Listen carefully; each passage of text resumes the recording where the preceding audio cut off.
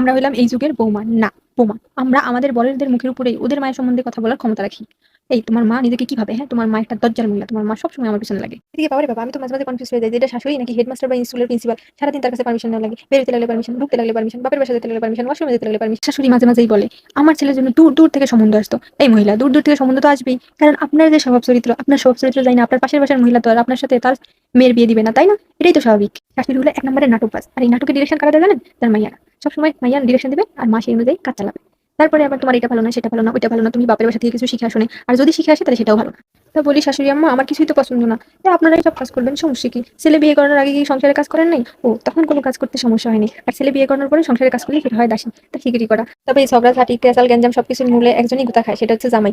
এই মাল তো গুতা ছাড়া অন্য কিছুই খায় না, সেটা যার কাছেই যাক নাকি, শাশুড়ির কাছে যাক, বৌমার কাছে যাক, ননদের কাছে যাক, যার কাছেই যাক নাকি, সবাই তারে গুতাই মারে। গুতা ছাড়া তার আর কপালে কিছু জুটে না। তবে শেষ কথা আর এক কথা, ডাব্বা কে ডাব্বা, ডাব্বা মে আলু। এই যুগের শাশুড়িরা সব কয়টা চালু।